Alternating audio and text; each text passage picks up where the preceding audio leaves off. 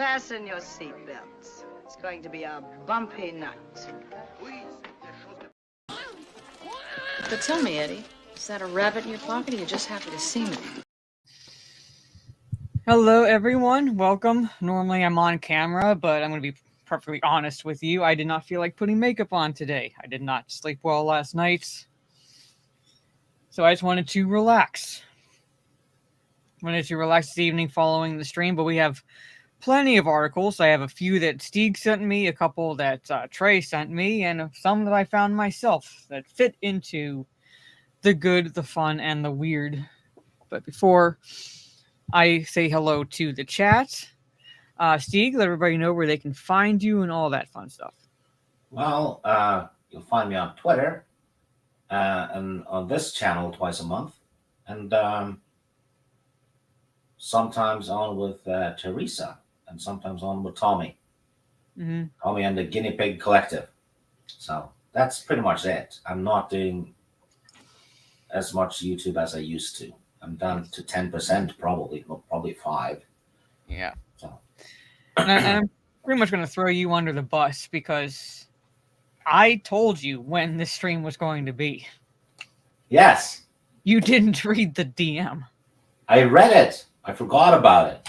I know, but I basically thought you had said something else.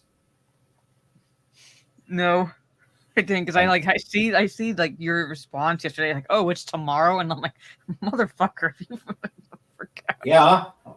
Well, seriously though, New Year's Eve and Christmas had happened. I was distracted. I know. But But let it be known that I admitted immediately that I had misremembered. Yes. Because I own it. Yes. It was just a kerfuffle. So, but we have, like I said, I have plenty of articles. Some that were sent to me by others, Stieg and Trey, and some that I found myself. Especially going into the weird part. Yeah, I'm guilty of that because I just keep looking for weird stuff. I forget that they're supposed to be. Sometimes the fun and the weird kind of go hand in hand because it's hard to find something that's just like fun. Yeah. So, and sometimes it's hard to find stuff that's good to talk about. I just nowadays. Well, I Google fucked up news. I look up like weird but true stories, sort of situation. So. Yeah. But the first one I see is Trey. Ready for the weird? Yeah, I got plenty of it. Gravy D, what's up? Retro Collective. That's actually how Trey hits on women. He walks up to them and says, "Hey, I'm ready for the weird." I want it to be noted, Trey, that Stieg said that, not me.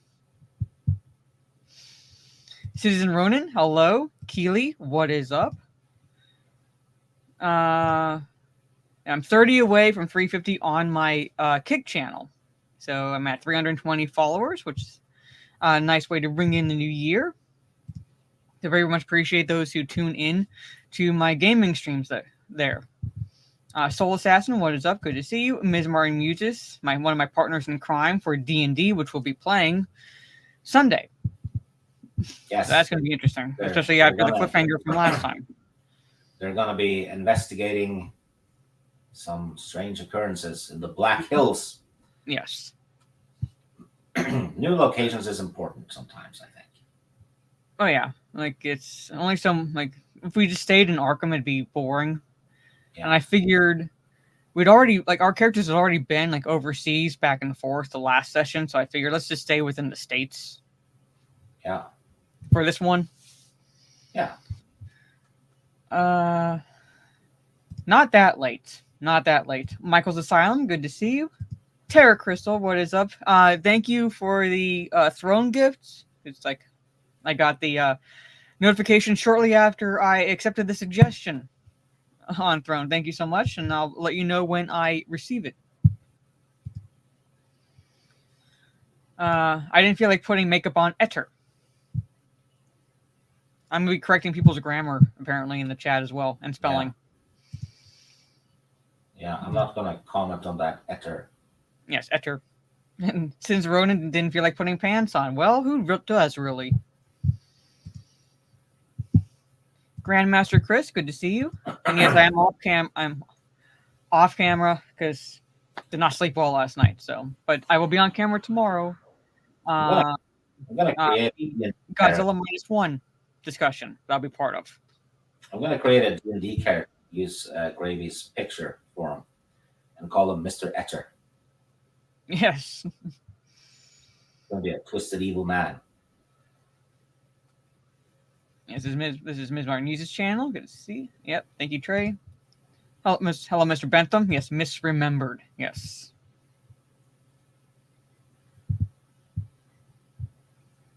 This is my Twitch. Normally, I would be streaming on Twitch tomorrow evening, but I completely forgot tomorrow was the 4th, and I told Orange Hat that I would be on his channel.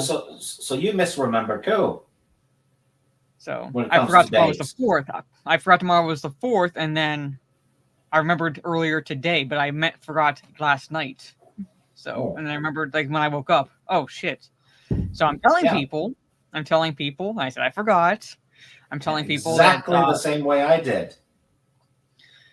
No, yours was you asked me a question. I answered it, and then you were like, "Oh, it's tomorrow." You just said early January. I'm like, read it again. Yeah, and then I did. Yes. And I went, oh. Oh. I'm like, read it again. I told you when it was going to be. But I'm going to be on Orange Chat's channel tomorrow talking Godzilla -1. And that's, I believe, at 8 p.m. Eastern. So when I'm live on Twitch, I'm going to shoot for this Saturday. Because if I'm going to do an afternoon stream on Twitch, I'd rather be Saturday, not Thursday. So.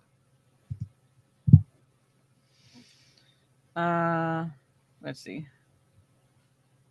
And it works. Last one stuck for 3 years. Yeah. Just learned Trey's mating call. Yes. I'm ready for the weird. What reply to which tweet was that, Trey?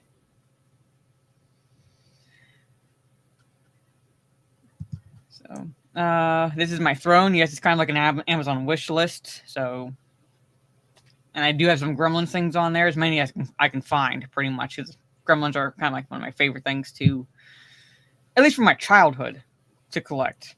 And at some point, I do want to collect the caroling Gremlins and have those as a Christmas decoration. So, and yes, this will be mirrored on my Rumble. So at some point, I am going to dual stream on YouTube, like YouTube and Rumble or Kick and Rumble, something like that, so I can like get used to doing that. I don't think I'll be dual streaming with Twitch, even though they walked back the new rules. I just don't feel like dealing with them right now. Yes, -1. I will be there. I believe 8 p.m. Eastern tomorrow. Myself and a few others will be discussing the movie. So if you have not watched it and you don't want spoilers, then yes, try to watch it when and if you can, and then go back and watch the stream. Or if not, then it'll be a very interesting discussion. It's one of my probably my favorite movie to come out last year. So, because I did not see Iron Claw yet, so I can't say it's my favorite, even though it came out late last year. I did not see it yet, so I can't say it's my favorite. I've only seen the 98 Godzilla movie and the next two. That's not Godzilla. I wasn't impressed with any. Well, you know what? The 98 one has a kind of guilty pleasure about it. But the next two were just kind of boring.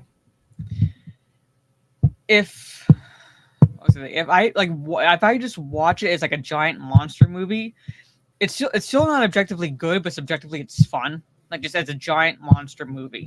Yeah, that's how. Not as a Godzilla movie. Yeah, I never felt like I watched a Godzilla movie when I watched it. Not that I had seen any Godzilla movies, but I knew what it looked like. Mm-hmm. You know, and that was. But you know. What two did you say you saw after? Well, the one released after, and then I think it was Godzilla versus Kong. They were fighting Well, this you're talking about butterfly. legendary MonsterVerse films.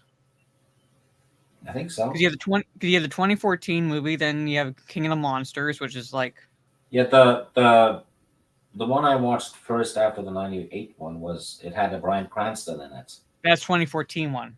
Yeah, and then it was Kong and Godzilla and some kind of butterfly-ish monster. Okay, Whatever. see, like, oh my fucking god. Kong wasn't in King of the Monsters, and the butterfly-ish monster, as you put it, is Mothra. Okay, You're that's the one I killing me. watched. You're I thought killing it- me. Okay, You're well, saying that you were bored with the King Ghidorah monster, Rodan, Mothra, Godzilla? I only know the name of Godzilla.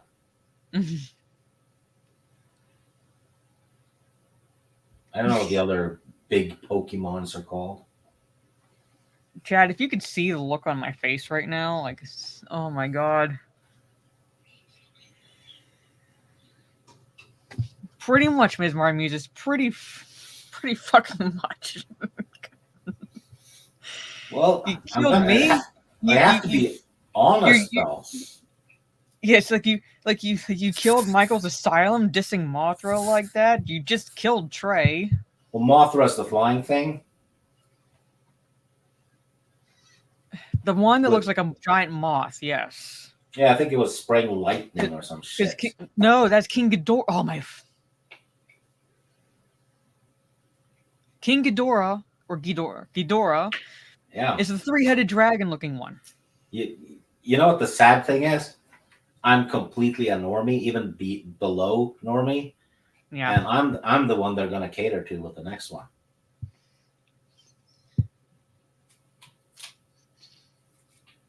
Godzilla 101 stream is in the works pretty much at this point. I'm dying.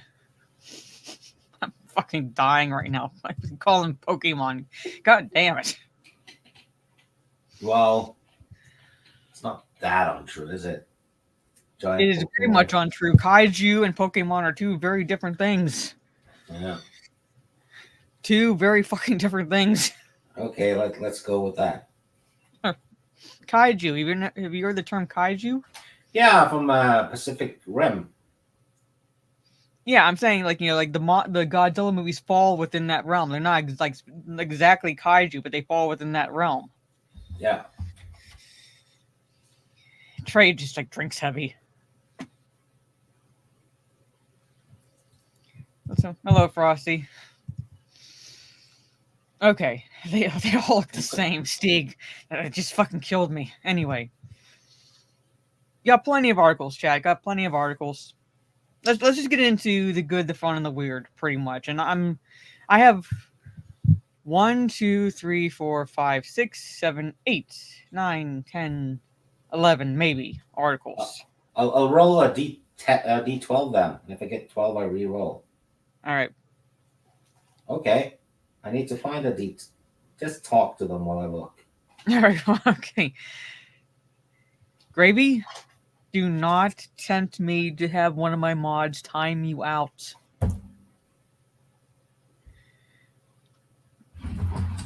Do not, I say this. And you can quote me on this. You can steal this quote if you all want to, pretty much. But I don't wake up and choose violence. It's just others wake up and choose death. Because I'm happy to oblige doesn't mean I woke up and chose violence. She's bossy every time, Gravy. You should hear her behind the scene off air. Seriously. I'm an Aries. She puts on glasses for it too. Yeah. Anyway, I'll roll a dice. All right. I rolled a 12, so re-rolling. Shit, it's stuck on something. Again, fucking little scissor thing. Look, Conroy. 8. 8. Okay. 1, 2, 3, 4, 5, 6, 7, 8.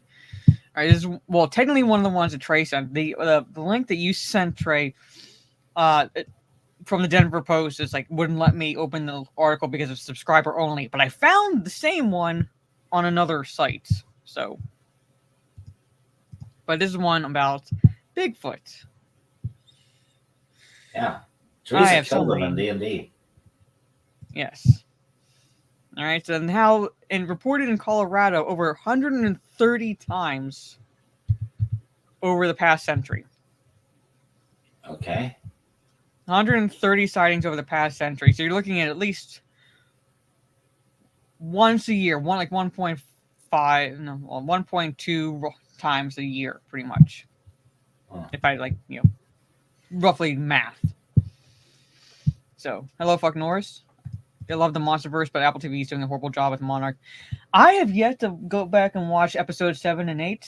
At some point, I am going to finish the series, but I'm with you, Michael. So, there are some parts of Monarch where I'm like, that piques my interest. I want to see more. I want to know more. But for the most parts, they've so far done at best a mediocre job. Tommy And it's not like told me that Mhm. every second episode is good. It's hit or miss for me. Yeah, that's what he said. It was every second episode is good. Mm-hmm. So Frosty's recommending getting some metal dice. I have some. They're gold.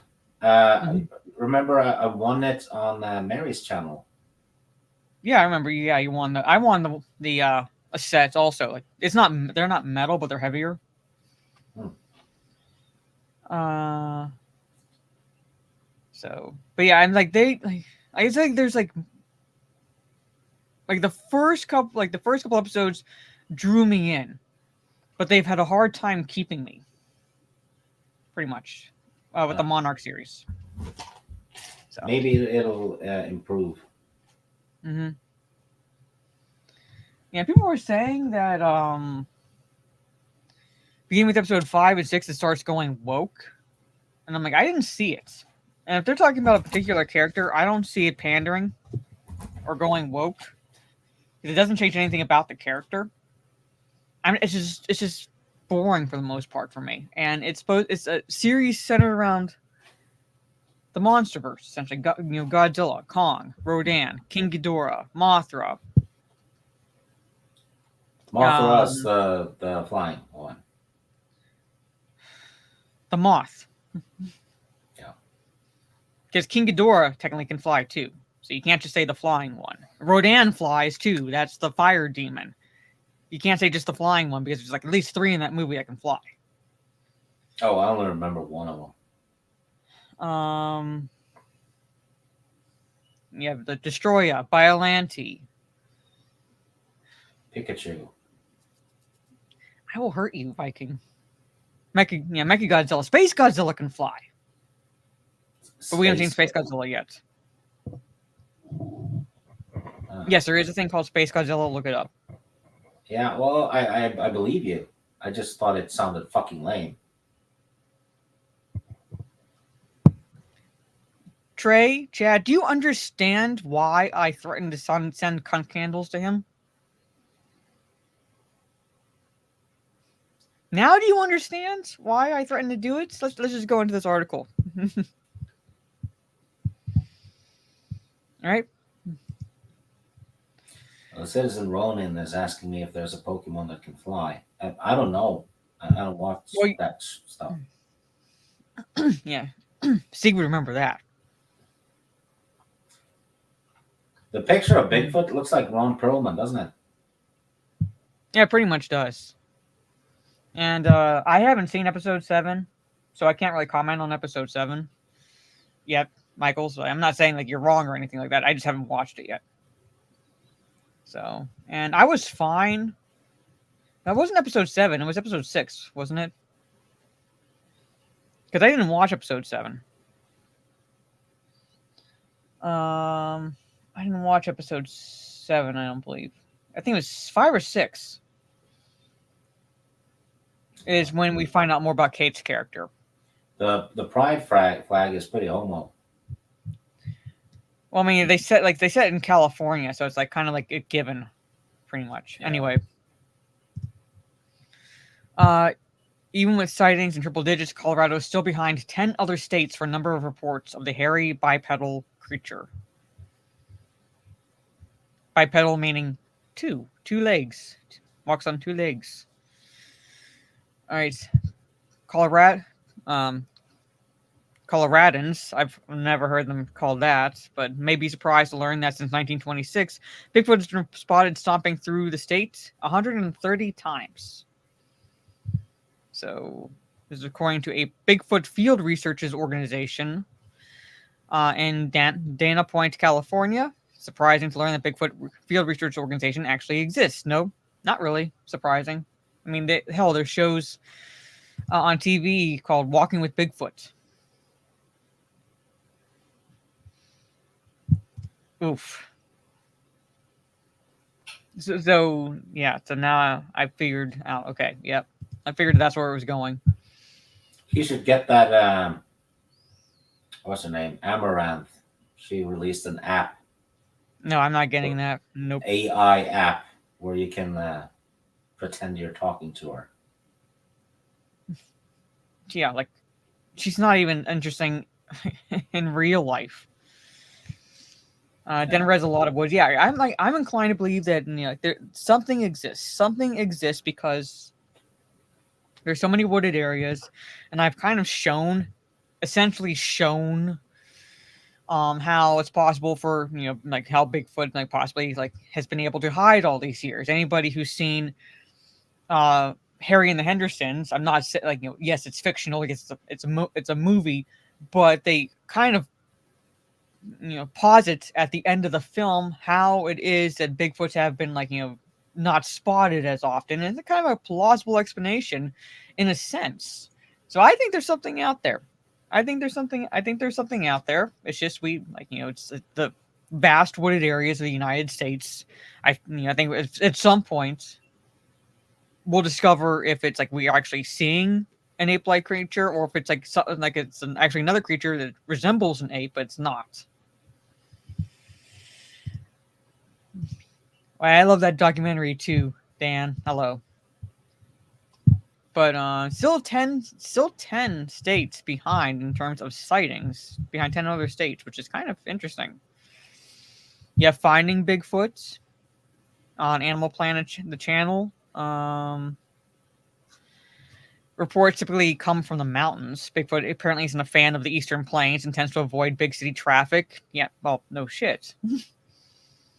Colorado is in number 11 state with the most Bigfoot sightings. Washington ranks at the top of the organization's list with over 700 reports, followed by California, Trey, your state, with 460, Florida with almost 350, and Ohio with over 300. I find it kind of fucking hard to believe, Ohio.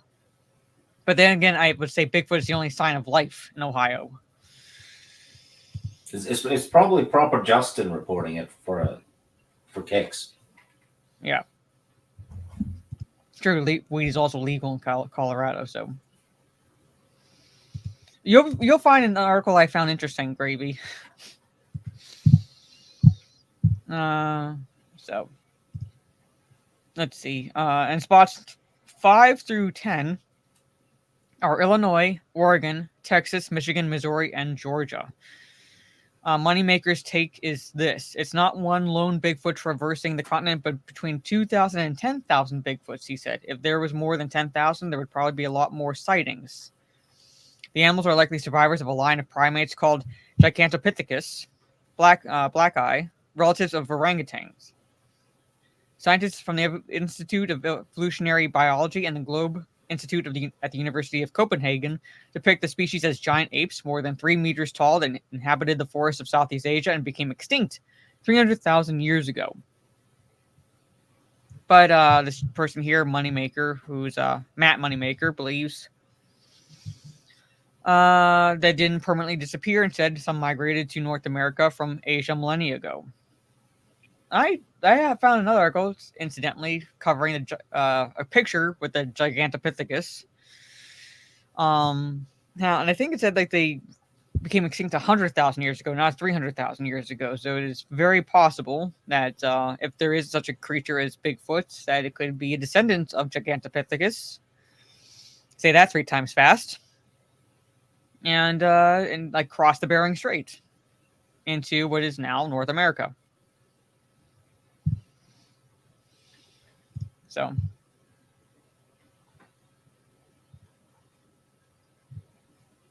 weed is legal in a lot of these states. Coincidence? I'm not saying yes necessarily. I'm not saying no. And I believe, it's possible that it could have, crossed the Bering Straits into North America. It may have reproduced. I mean, hell, birds. Birds are dinosaurs. Yeah. So it's possible. It's very possible. It means I technically have been attacked by a dinosaur.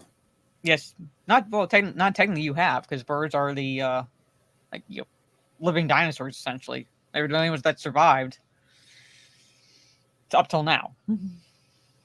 So you've been attacked by dinosaurs. Yeah, fucking seagulls. Yeah. Maza morphificus. Yes.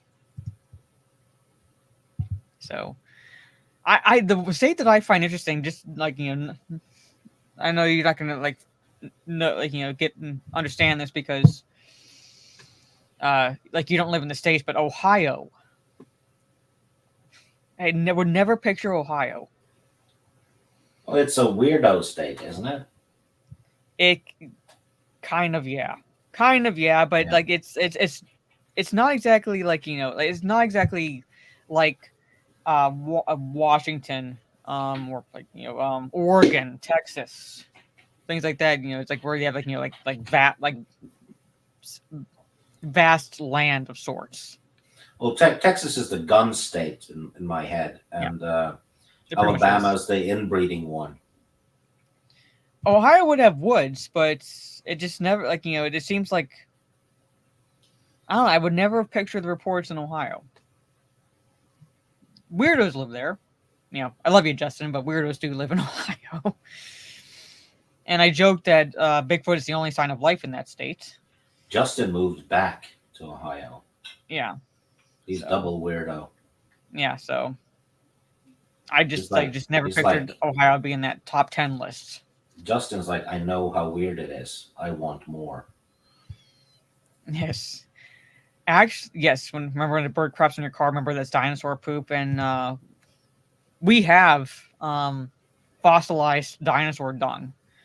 Years ago, my dad bought it for my mom for Christmas to use as a paperweight on her desk. So we have fossilized dino crap.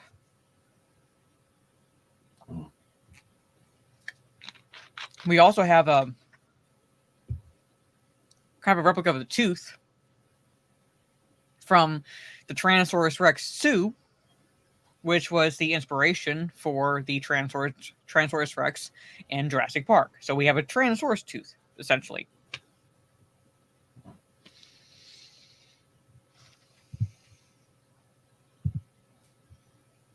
No, not Yoshi or Barney. No, Sue the T-Rex.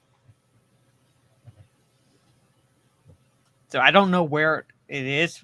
I mean, maybe on tomorrow's stream I can show you guys the fossilized dinosaur dung, but I can't remember where we put the T-Rex tooth. So,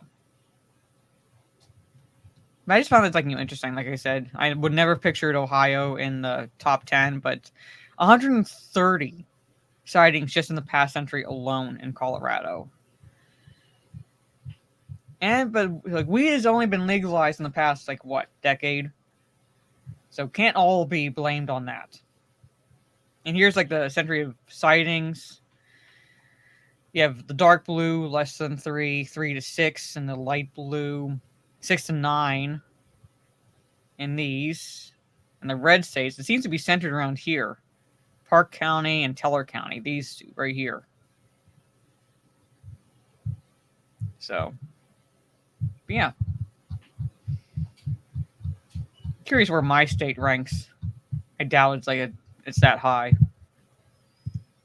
So, yes, 2012. Yeah, it's within the past 10 years, so can't blame it all on weed.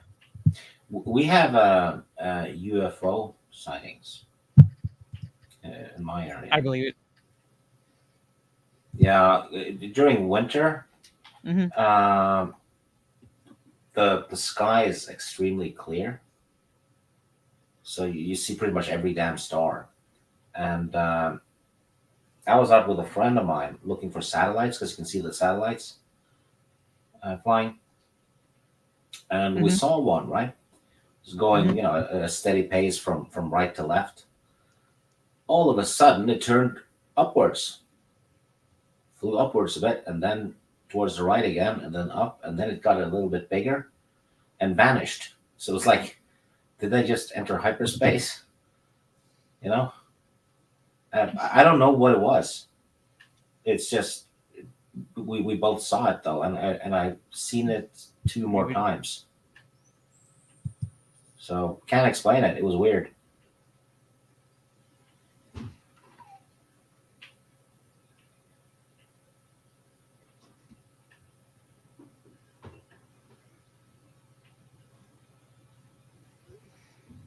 Yes, Trey. They were, yeah. Welcome Like back. I said, I don't know what it was. No idea. But it was flying, and I couldn't identify, so that makes it an unidentified flying object.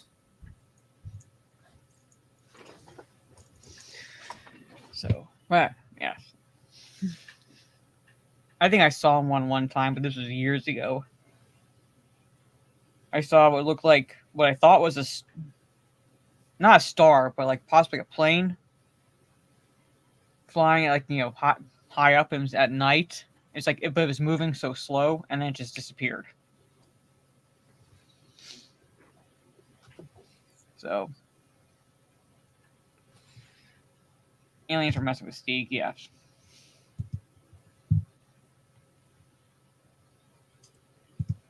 Pretty much, Michaels. Yeah.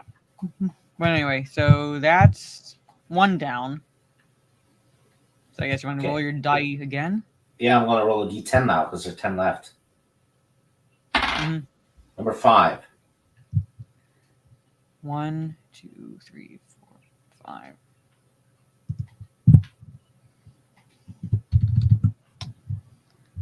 Come on, you stupid. Oh, I hate this site. Thank you.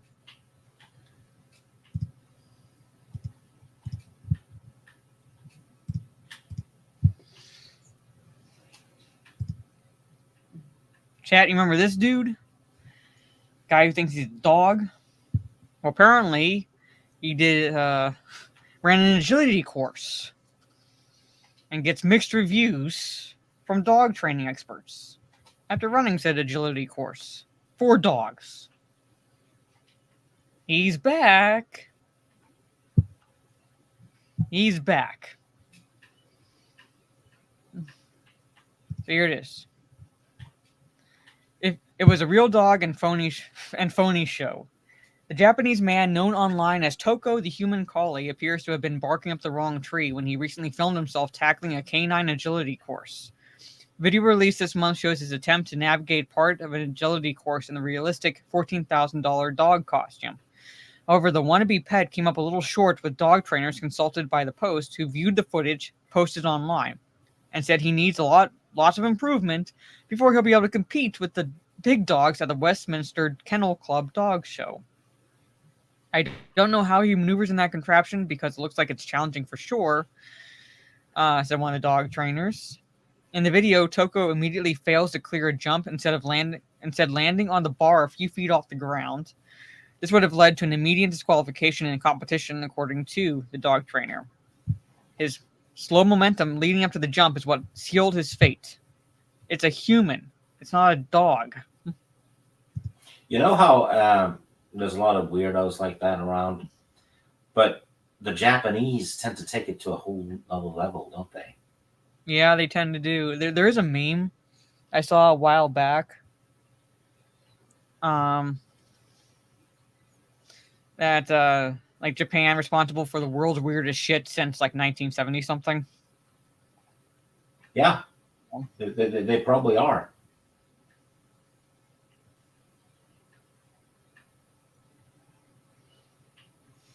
So they definitely are. They definitely are. They are an interesting culture. Yeah.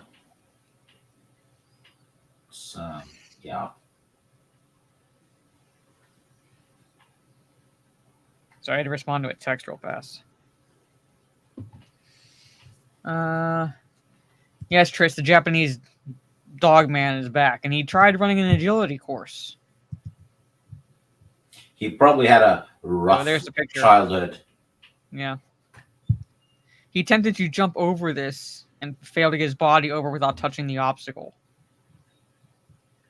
Do you think he gnaws bones? I don't want to know. But she credited him for entering the ensuing weave poles correctly, even as struggled to make his way through them quickly. It's a man in a dog costume. Another dog trainer was more direct after watching the clip. Good effort by a short-legged, overweight collie who is... It's a man. Yeah, it's a chubby dude. Well, it's a furry, isn't it? Like, yeah, pretty much. Yeah, this doesn't have the video. Probably eats from a bowl. Doesn't have, just has screenshots. I'm not. So will this have the video on it? It's hard to tell with this stupid sites.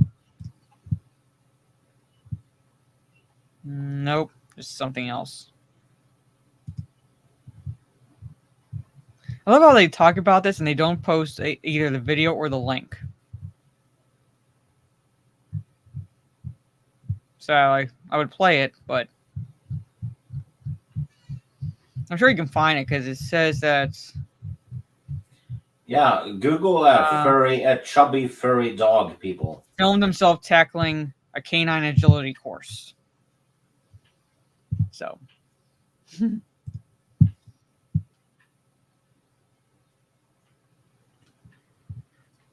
Maybe. But they've been responsible for the world's weirdest shits for decades now. Hey, Greg.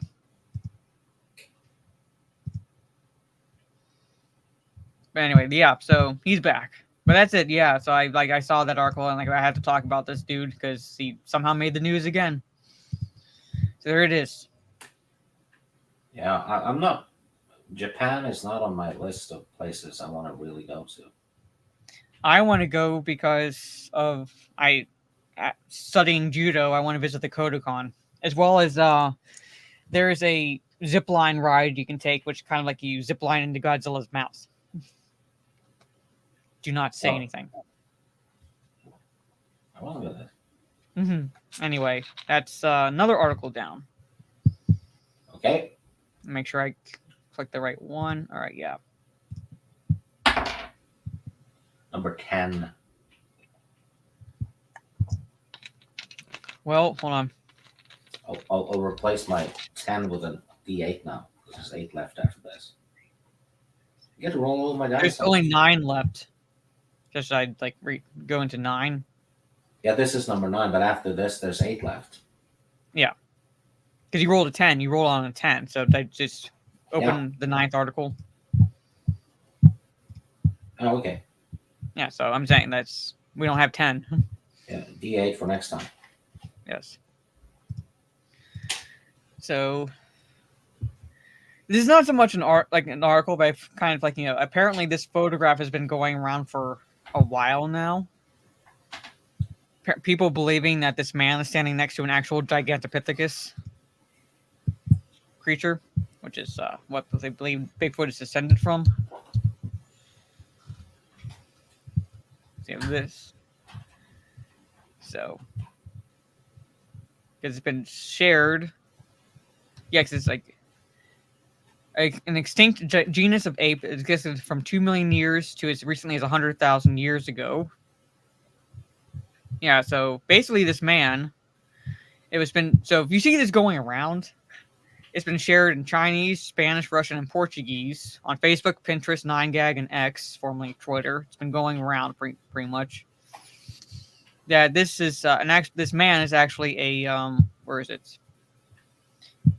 William Munns, a makeup and special effects artist, standing next to a model of Gigantopithecus he created. So that is basically an actual creation of his. But people are posting it apparently on social media, saying oh, this is actual proof of Bigfoot, essentially. Yeah, no, it isn't. No. So, yeah, higher. Well, so Oppenheimer really messed up Japan. Yeah, only furry costume ones. People bunny out. Yeah. So, Gravy says it's on the internet. It's real. Yeah, but technically it is real. It's just not an actual Gigantopithecus. Pretty much, he actually created that. So, I just find it cool. Pretty much, like it actually looks like. Yeah, It actually is looks cool. real. So Probably got the dimensions right too. yeah. So I love my siblings. Wait, what? My text keeps going off. So I thought you were saying like Bigfoot's your sibling. No, my text keeps going off of the siblings group chat. So, like, stop it. Because the exchange is this. I don't know if this works for you guys, but this is my brother. Like, my sister-in-law is going to be out January 12th. In case you want to hang out in the evening, it'd have to be at his place though. My sister goes. It depends on what our other brother might be doing for his birthday. Then the one who asked the question is like, "Oh right, duh, lol." And the brother whose birthday is on January 12th is like, "You motherfucker." That's the exchange. So that's my siblings, ladies and gentlemen. But there it is. That explains a few things. It should explain a lot of things. But yeah, I just found it's like not so much an article, but I'm like, if you see that picture going around, I guess it's apparently been going around for a while. Not real, or at least miscaptioned. That other brother is me and my family, yeah. So, anyway, D8 this time. 8 more articles left. 5. 1, 2, 3, 4, 5.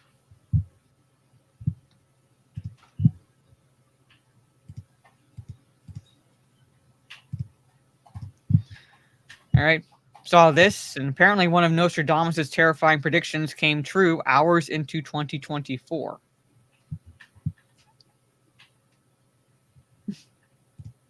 Okay. Not quite. So apparently, hours into 2024. It was a literal groundbreaking prophecy. As if Nostradamus' foretellings weren't eerily accurate enough, the iconic astrologer was apparently right on the money with yet another apocalyptic prophecy just hours into 2024, the New Year's Day earthquake. Also known as the Prophet of Doom, the 16th century French philosopher is best known for his foreboding forecast, which he chronicled in his 1555 text, Les Prophètes. I'm not going to try pronouncing that French pronunciation. These 943 verses are somewhat too vague to be sure, but Nostradamus has been credited with predicting everything from the rise of Adolf Hitler to COVID-19, like a 450-year-old Century Simpsons cartoon. This time, the Frenchman was credited with forecasting the powerful earthquake that rocked Japan on New Year's Day. Outlining his predictions for 2024, the oracle wrote, "The dry earth will become more parched and there will be great floods."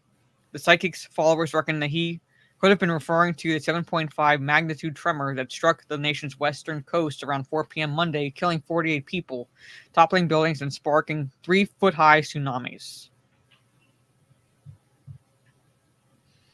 So, according to reports, residents in coastal communities fled to higher ground as the waves battered the coast, sweeping houses and cars into the sea.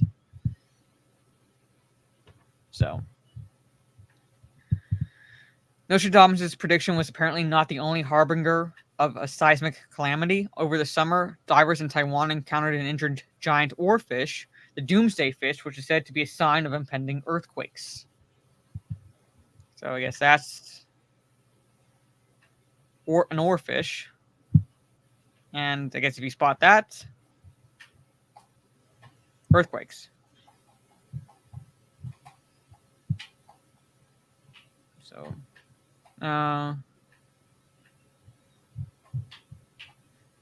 yeah, that's apparently, or at least people who believe in Nostradamus' writings, that he predicted the earthquake that happened in Japan hours into 2024. So basically, any earthquake would apply. Now, this is predictions for 2024. Oh, specifically So- for that year. Specifically for this year. That's fairly accurate, but they do always try to make it fit, though, don't they? Yeah, I'm saying like if you believe in it. Like I don't exactly aspire to believing in everything Nostradamus wrote, but I mean, it is kind of close. So people Yeah. who do believe in that stuff are attributing this to one of his predictions. Hey, Corey. Nostradamus, hashtag Nostradamus is right. Yes.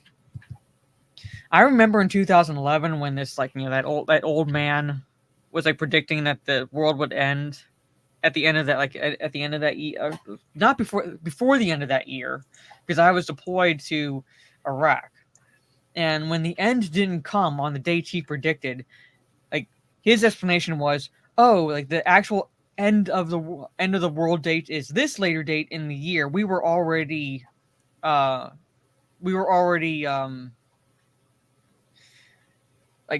how did he put it? Like we were already judged. Oh. Like we were already judged, basically. One of the problems, though, with all the old predictions, right, is that they never take into account leap year. No, Which yeah, was I'm introduced saying by like, Julius Caesar. when people believed the world was going to end in 2012, I was like, Yeah. you do realize that like they didn't take into account leap years, and the calendar you're looking at was an agricultural calendar, so there's like time past that. Yeah, So it's not an actual end of world calendar. Yeah, it should have happened like 400 years ago or something. Yeah. So, yeah, and I remember one of the army sergeants who read that was like, okay, so we're already judged, so it doesn't matter how we live our lives from this point on. So it's like that's true, it doesn't matter. Yeah, still waiting. Yep. Yeah. So kept predicting it, but apparently, for those who believe in this, apparently, they believe that he predicted the earthquake in Japan in 2024 this year. So that means I can judge people as much as I want now. Yeah, I remember Y2K Trey. I remember a kid I went to school with coming in wearing like old time clothes, saying he's gonna party like it's 1899. So I don't think Nostradamus could have predicted the eldritch horror that is Maza. There are none who can. Yeah, so. Yeah, someday the sun will blow up. Someday. Yeah. All right, so that's another article down. Now we have 7. Number 6. 1, 2, 3, 4, 5, 6. All right.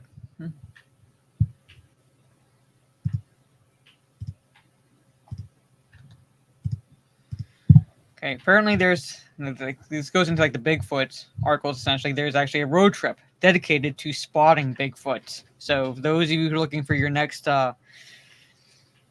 vacation planning, here's a possibility for you to take into account this unusual road trip. So if you want to try spotting Bigfoot, well, here's how you do it.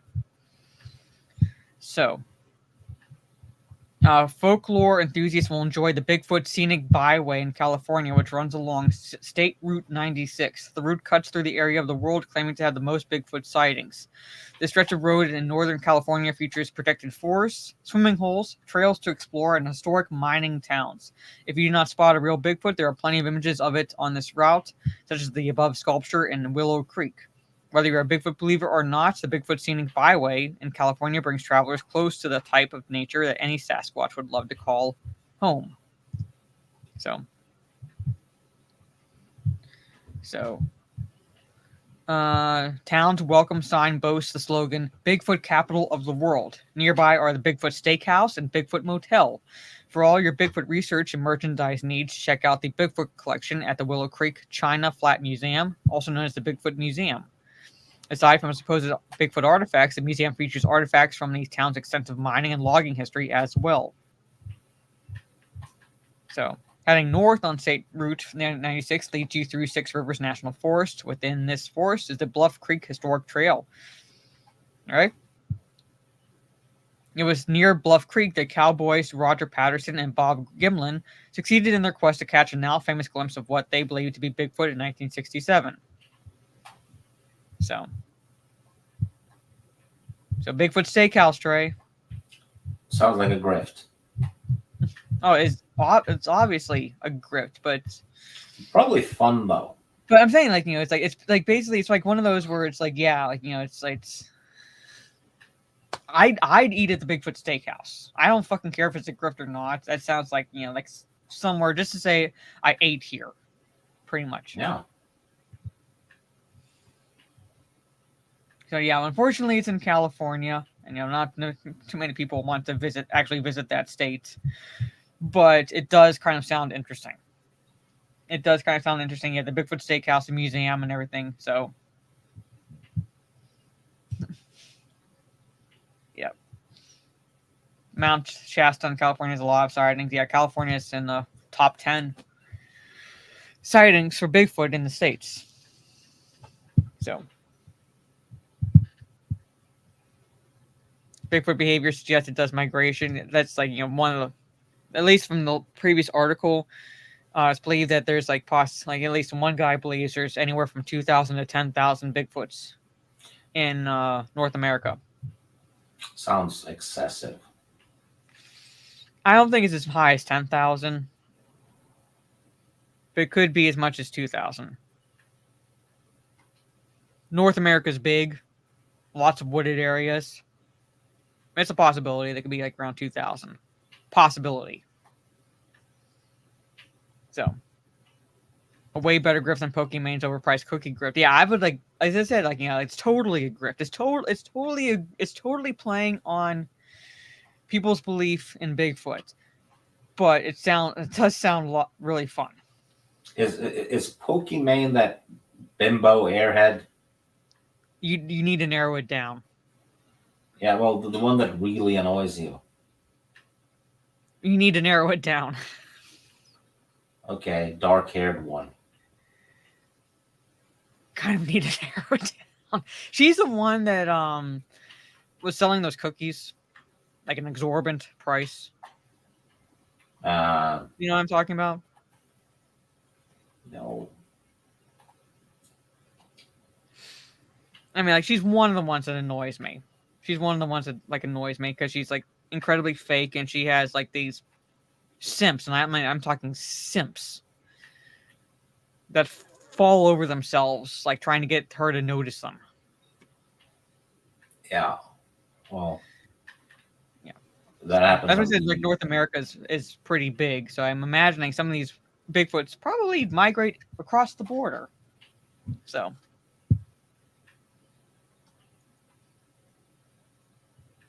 Can't be sure until the Bigfoot delegates submits the census information. Yes, so it can't be too sure. But if you want to, like, roadside road trip grift, I would eat at the Bigfoot Steakhouse. Me personally. Yeah, me too. So. And then just take a picture to piss off the vegans. Yeah, she's the one also that was dissing her subs that didn't pay for tier 3 sub. It's like not everyone can afford that. So, let me close that article. So we're down to... You know what's extra fun, though? All the people whining about how they didn't have any money during the lockdowns and stuff, and then they spend money on Pokimane. Yeah, I know. I mean, people are idiots. Cowman Mouche says, "Here comes the party." You, how's your hangover? You good? We're talking Bigfoot. We're talking the man who dresses in a dog costume trying an agility course.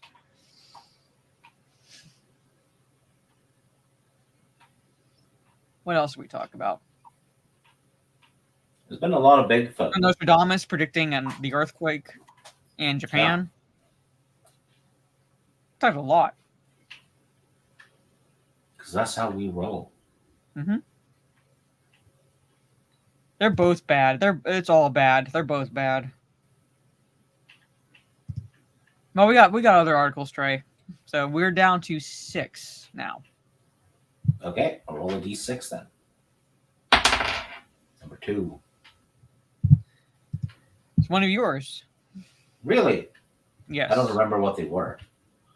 Well, you'll remember this one.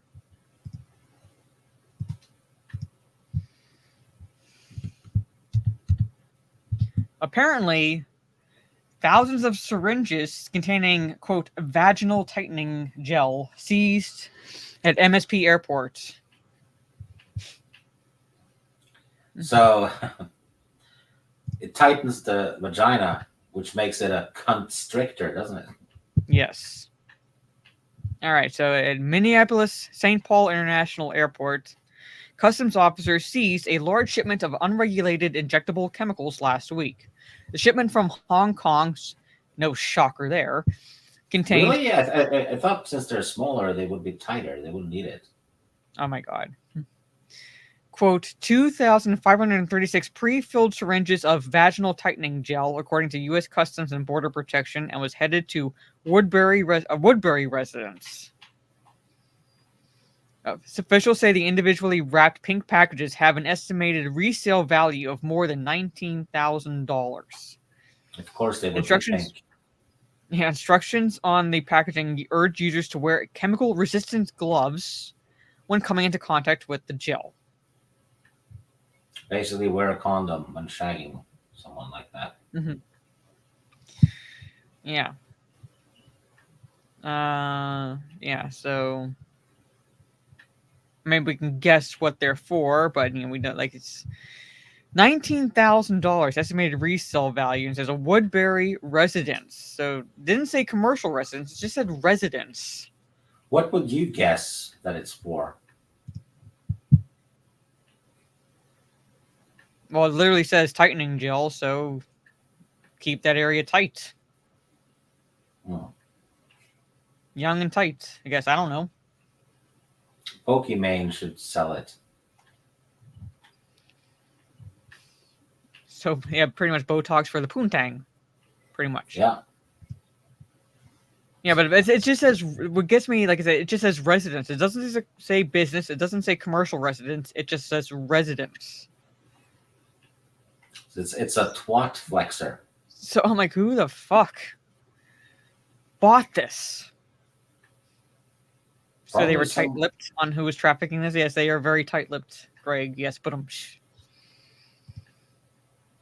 Yeah, probably hard to come to grips with. So it's like that joke. It's like the joke I heard. What does a deaf gynecologist do? What does he do? Yeah, he reads lips. Oh. But there it is. Yeah. So if you're married to a whore, there's hope. You could get the tightening gel for her.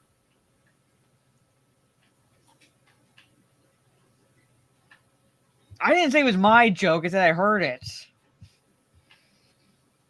Now you know what it feels, Mara, when they boo puns and stuff. Oh, okay. Well, okay. When they boo you, it's deserved because you're the one that's called Mothra a butterfly-ish creature.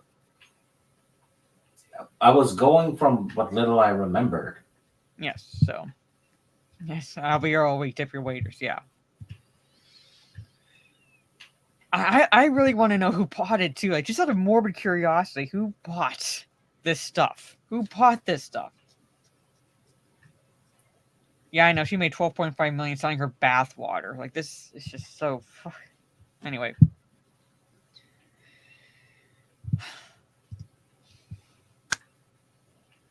Anyway. That's... Okay, so that article's down. Okay. Now we're down to 5. Number 2.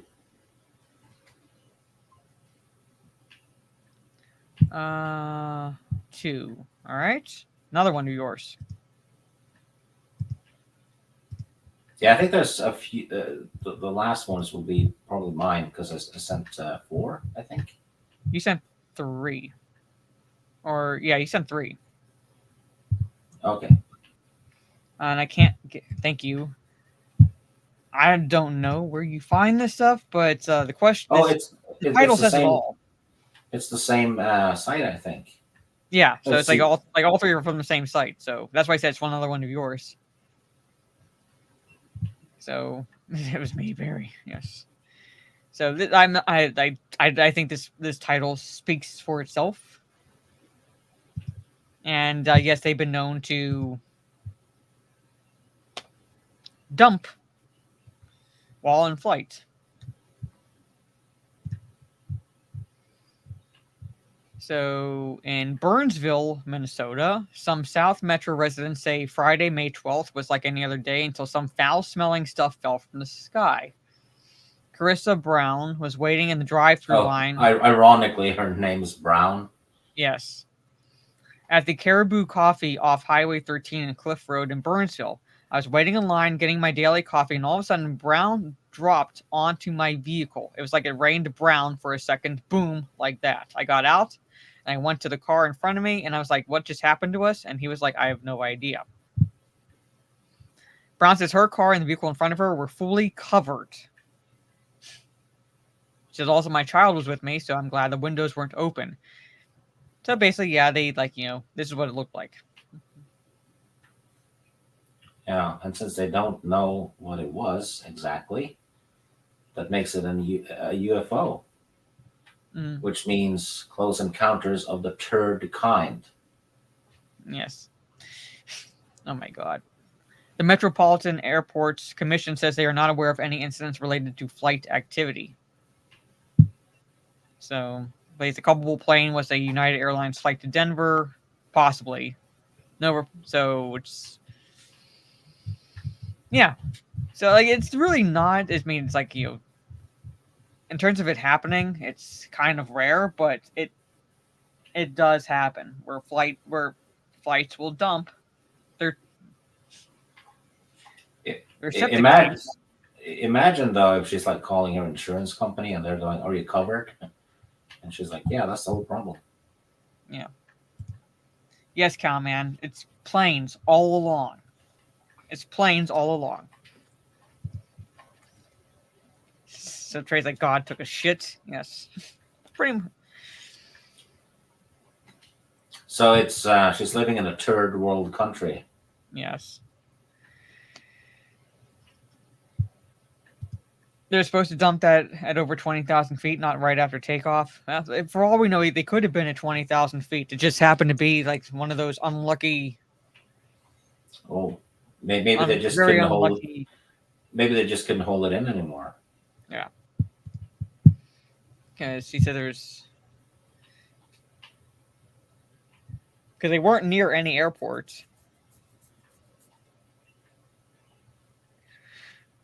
Trey says, get out again. See, yes. Gives me a Stieg found it. Stieg found it, Gravy. This is one of his that he sent me. Yeah. I admit it. Yes. I found it, and I was like, yeah, they've dropped cocaine too. Minneapolis is a little the shithole. Yes. Crop dusting. Yep.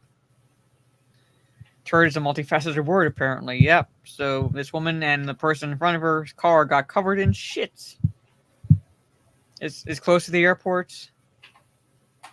So, how close? Like, would they be able to reach 20,000 feet before they get to Burnsville?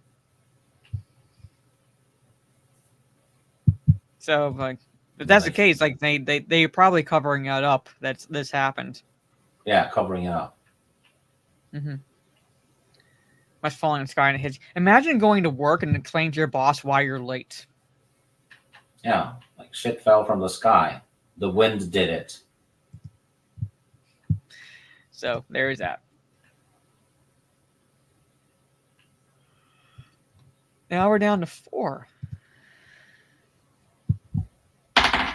Number 3. This is one of the ones I found. This was just, I didn't read it, but it looked really interesting. You know the shit article, right? Mm-hmm. I bet you the guys watching laughed a lot more because we're that easy. As long as there's shit, we'll laugh. You hear that, chat? Yeah. Steve's easy. No, all of you are. You know it. Definitely gonna get the 20K. So someone has some explaining to do, pretty much. I had a friend who got out of my car and then a bird shit right on her face. When I was in Guam, one of my deployments to Guam, I left my room, and I was like, wearing my uniform, heading down to the it's sort of like like a motel residence on Guam on the base. So I'm heading down to the lobby area because I'm going to meet like the officer, and we were gonna go to breakfast and head into work that day. And just as I was passing underneath this tree, this damn bird shit on my shoulder. So I had to turn around, walk back up to my room, clean it as best I could off my blouse, my uniform blouse, grab my spare blouse out of the closet, put it on, take the one that got shit on to the laundry, I need to stick it into the washer, and then head down to the lobby. So yeah, it's like, this is why I'm late, sir. That's what happened to me. But anyway, I saw this article and I was like, we have to see what this is like. I discovered a creepy nuclear bunker in my grandma's house with very strange items. So I saw that and I was like, I have to see what this is like. This homeowner used it to party like it was 1945. Grandma of the year, though. Yeah, a TikToker discovered a very bizarre basement-turned-nuclear bunker in his grandmother's home that she claims the previous owners had installed. The woman known as It's Me Carly on TikTok showed off the decrepit-looking hidden lair of the end-of-day prepper in a clip viewed nearly 4 million times. She noted that her grandmother isn't good with stairs, hence why the spooky setup remains. At first, the de facto fallout shelter seems to be just an unassuming, tile-floored basement that's mostly empty, but it includes storage closets and an unfinished breakout room. It's in that dusty side space where a false pipe hangs from the ceiling that, once pushed in, activates a hidden wall door on the basement's opposite side in a coat closet. Alright. Previous owner apparently used that area for canned food storage and a gun safe in anticipation of a nuclear war or, say, a zombie apocalypse. So let's see if we can play this. I hate this fucking site. Thank you. So when my grandma moved into an old house, she moved into an old end-of-day prepper house. And I need to show you some of the cool things he has in his basement. Like trapdoors, hidden bunker. I'm serious. She never comes down here because she can't do stairs. So there's just a big room here with this storage closet. And at the end here was a coat rack, coat closet. And as you can see, you can't do anything. It's just a closet. But if you come into this room, there is a false pipe. And all I have to do here is press on it. And you heard the unlatch. And we're going to go back in here to this door. Light push. This was where his canned foods were, as well as a gun safe. And I'm just going to close this back up. You just pull it tight and give this thing a slight tug. And it's back latched. But this is truly the best part. So we have our panels here. But not a panel. This is a bunker. Now, there is a latch here, and you can lock yourself in. I will not be doing that today. No, thank you. When we bought the house, there was full canned food storage in here, but I do need to show you. gas masks. Yeah. And now you can't stand up in here. I'm 5'3". Ooh, I guess I could stretch my back. I do have a well pump and some water. Ew.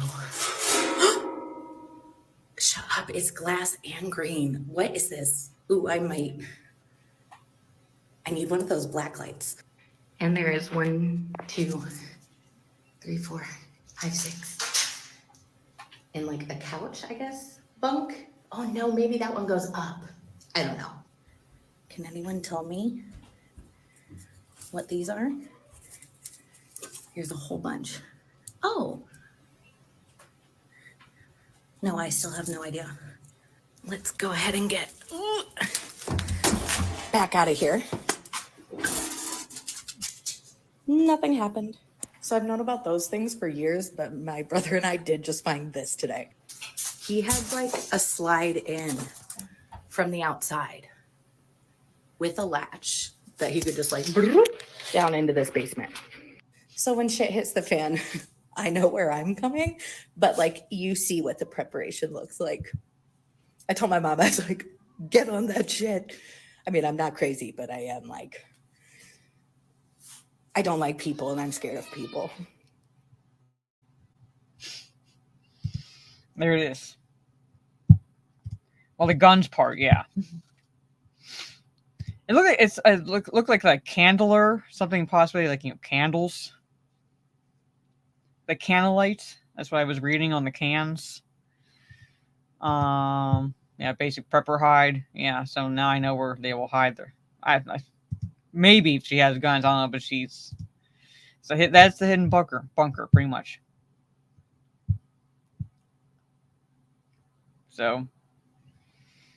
Around in the 80s, this isn't surprising. A lot of people had fallout shelters. We actually thought we would have a nuke war any day. Yeah.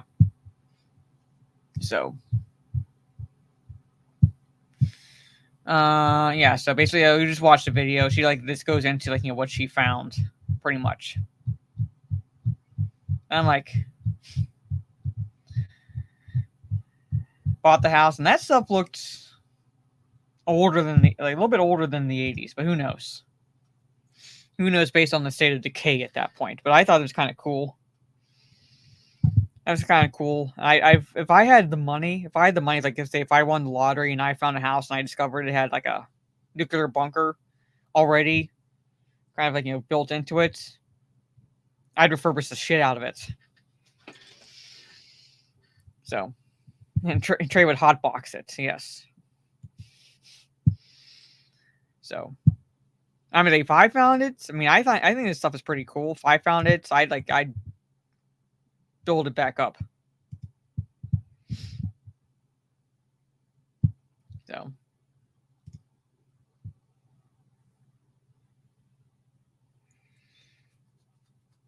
yeah, I'd say it looked older than the 80s based on what I was seeing, like the type of gas masks, things like that. So, that was kind of interesting. So, nice for storing onions and tubers. Yes, pretty much. But let's close that. All right, 3 articles left.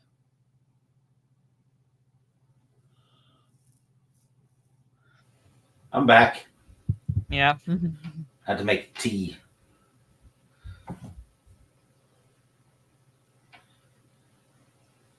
right, 3 articles left. Okay. Number 3. All right.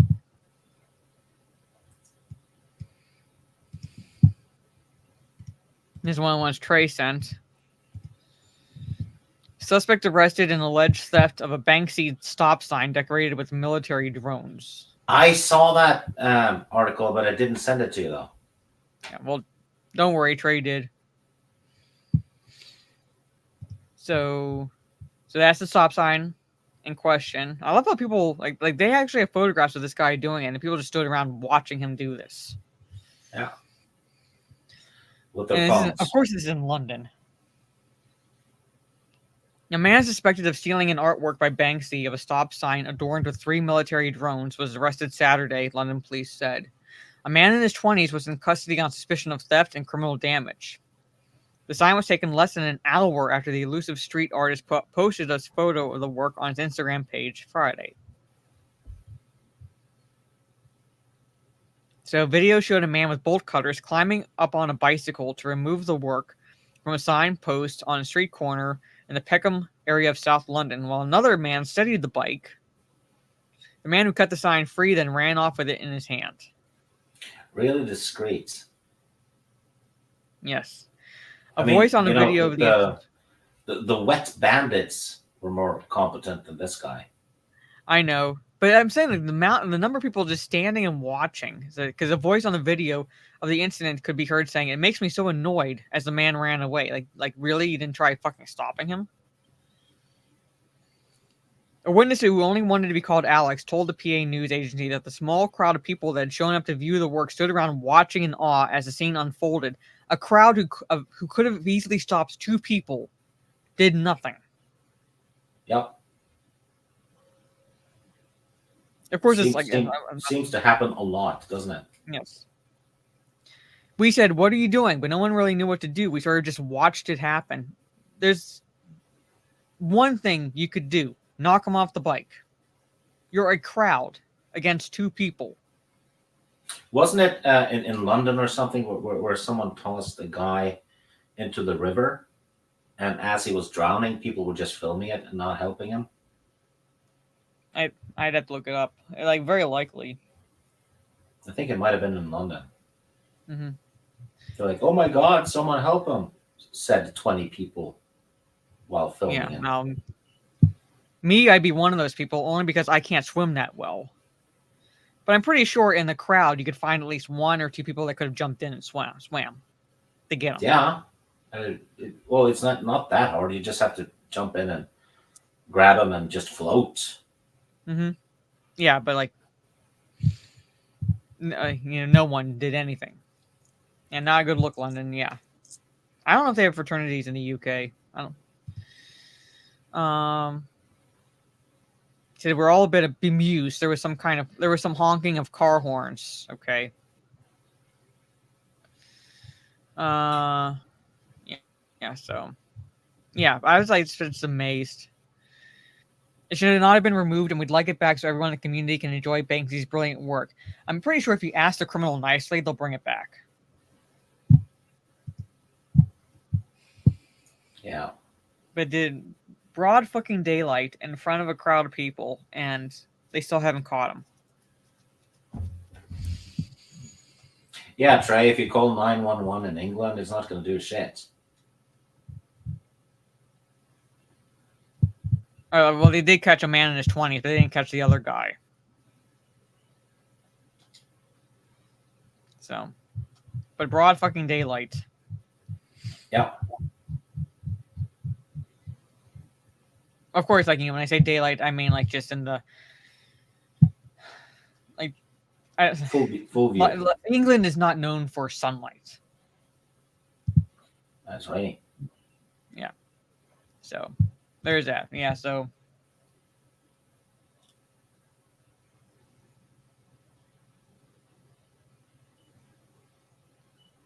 I think 111 is Australia, I want to say. I think 111 is Australia, but I don't know. I think it's 113 in Norway. I don't know. I never called it. So. Mm-hmm. I mean, I'm not going to call and turn myself in. Yeah. Sorry. Oh, God. 2 articles left. Okay. Number 1. All right.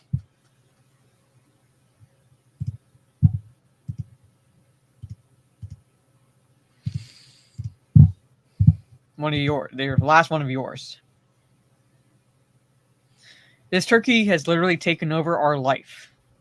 You have a wild turkey terrorizing neighbors in Coon Rapids. Again, Minnesota. So neighbors in Coon Rapids Mobile Home Park are battling with the bird. They say the lone turkey appeared in their park around Thanksgiving of 2021 and hasn't left since, becoming more aggressive as the months go on. Have you ever watched a movie called Thanksgiving? It's about a killer Long time ago. turkey. Yeah. Killer turkey. It shags a lady too. Oh, yes. So on that Thanksgiving, it wasn't the turkey that got stuffed. It was that lady. Yes.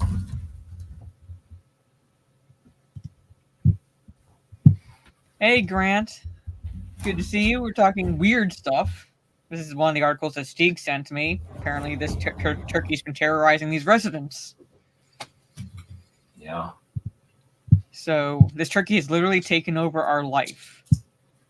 This resident says she lives in fear of going outside thanks to her neighbor, a wild turkey who seems to have taken a liking to her property. This turkey attacks me every single day. Follows me, goes up my stairs, tries to get into my house. When I leave in my car, it follows my car. The wild turkey has attacked people, pecked at tires, and chased cars. Let me see if I can play. Oh, no, it opened That's up why you next. fucking kill it. Self-defense is coming straight for you, right? Yeah. Hold on. Okay, hold on. I'm gonna share this Twitter screen so we can watch these videos. All right, here's one. Get away! Oh my god, she's not scared. Get away! Get! Somebody help me! Somebody help me! Help, help, help!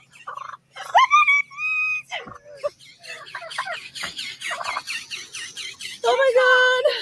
Thank you!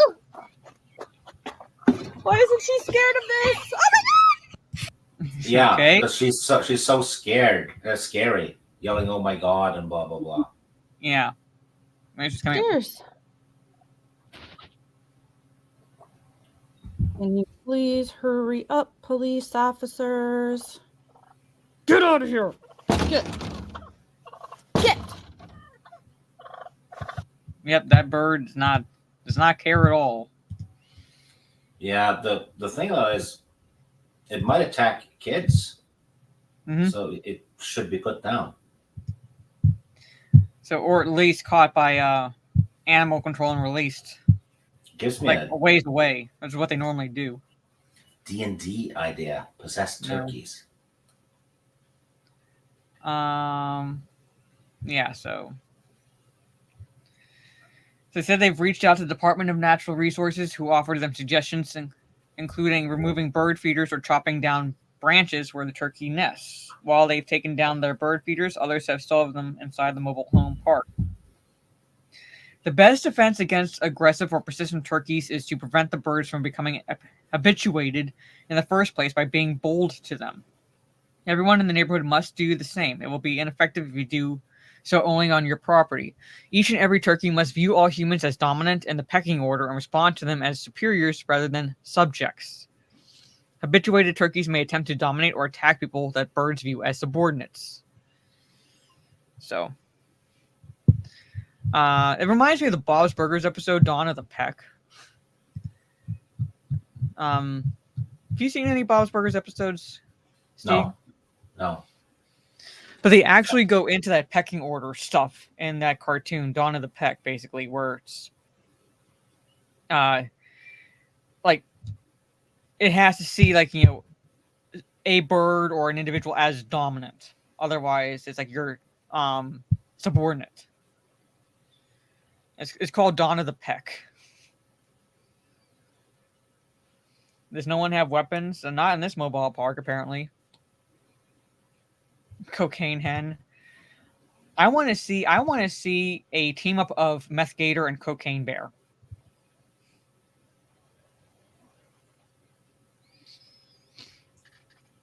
So there's a new one called Bad CGI Gator. yeah, I saw that. I mean, I didn't watch it, but I know what you're talking about. Now it's on my list of stuff to watch. I think it was Christy who told me I had to watch it. Cocaine Shark, yeah. and a raccoon on crack. So Crackoon. Yeah, and Zombievers. I think Trey reviewed that one on his channel. It's like zombies, but they're beavers. They actually gnaw at trees and drop the trees on people too. Yes, I think Trace is over review the bad CGI one. So, and I figure we'll end on this one appropriately because I found this. And it's like these are the 14 most powerful mythical creatures based on their abilities. It includes both cryptids and mythological creatures. Well, it's probably going to be a mythological one that wins. Well, essentially, yeah. But I found it interesting, basically. So, covers the Loch Ness Monster. So, which will be one of our D&D quests at some point in the future. Well, you don't know. You just know it takes. Well, but we're heading in that area. We're heading in that area pretty much. So Loch Ness. Yeah, it's bad for you though, because monsters tend to attack you. Yes. So I always look forward to like nice, quiet, demonic possession quests. Yeah, well, that's the weird thing. You're the one who requests that I put cryptids in the game. Yes. And then when I roll for who it attacks, it's always you. And then you scold me for it. Mm-hmm. Everyone in the chat can see how unreasonable that is. Actually, they didn't include Chupacabra on this. Well, Loch Ness Monster should be fairly low because we don't know much about it. Yeah. It could be a plant eater. Mm-hmm. First stories about her presence in the loch appeared way back in 565 AD in the biography of the Christian Irish missionary St. Columba. So, Bigfoot. I mean, if you look at the picture of the Loch Ness Monster, long neck, small mouth. So, plant eater. Yeah, most likely. Bigfoot. Basically, people who've dedicated their lives to finding Bigfoots, and there are even photos. So, despite myriad of claims, no one's managed to definitively prove the mighty Sasquatch exists. And the legend of Bigfoot comes from Native American mythology and folklore surrounding European wild man stories. So there's that infamous photo that's blurry. The Jersey Devil. Reportedly been around since 1735. The creature is grotesque in appearance, as you can see. Horned protrusions in addition to a tail and leathery wings. Walks on two hind legs, which end in cloven hooves. Some versions say the creature was born to one of Daniel Lee's wives, who was a witch. Shortly after the beast was born and sprouted wings, let out a screeching yell and flew off into the night. Abominable Snowman. Small Nepalese village claimed to have a Yeti scalp, pictured here, that's over 300 years old. An analysis, however, showed the scalp had actually been made out of animal hide, but locals still treat it like a treasure nonetheless. The myth still has endured. It's very much like a Sasquatch. Yeah, which is odd that there's a creature between them on the list, because they're basically the same. Mm-hmm. Well, I think they're like, essentially, they're kind of like, I would say they're from the same genus. Yeah. I would argue they're from the same genus. Not like they're different species, same genus. Kind of like wolves and dogs. So, because the Bigfoot evolved for warmer climates, the Yeti evolved for more cold ones. The sirens in Greek mythology. Basically, what mostly just dangerous to men. Yeah. Known as mermaids, mentioned in Homer's The Odyssey, and like they would lure sailors to their deaths because they would be enchanted by the singing voices, and then ships would crash on the rocks, and the men would drown. I think there was a Red Sonja comic where they ran into sirens, and she wasn't affected because she's female, so she choked the bitch to stop the singing. Yeah. So yeah.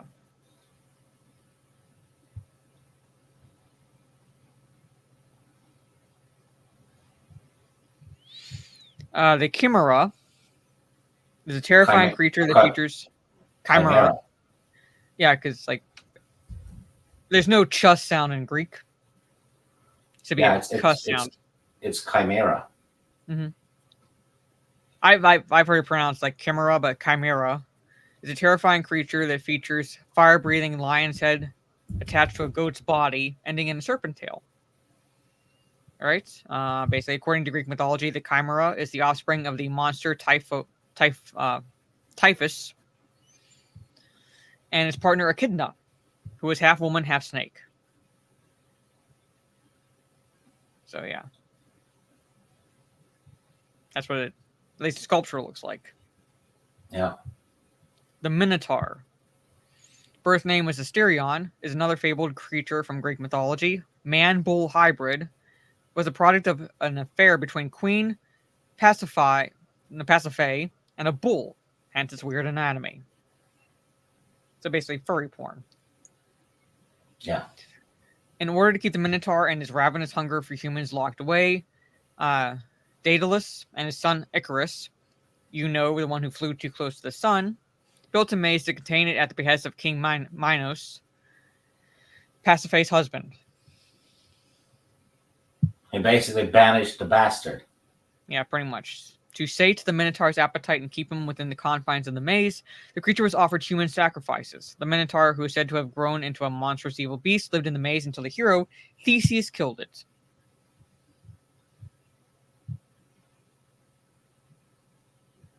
So...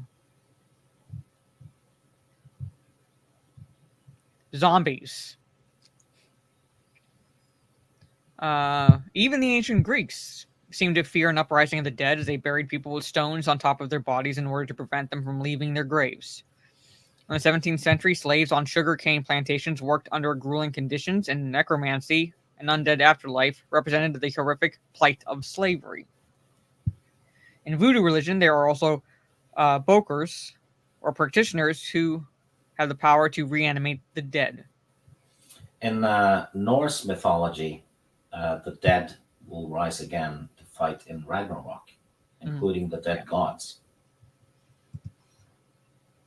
This isn't a list of cryptids, it's like mythological beasts, basically. So it basically includes cryptids. Let's see, hold on. I'll scroll back up to the title. Most powerful mythical creatures and cryptids based on their abilities. Werewolf. Origin unknown. It's prevalent across multiple cultures, so it's hard to pinpoint exactly where it originated. Greek mythology introduced werewolves with the tale of the king of Arcadia, Lycaon,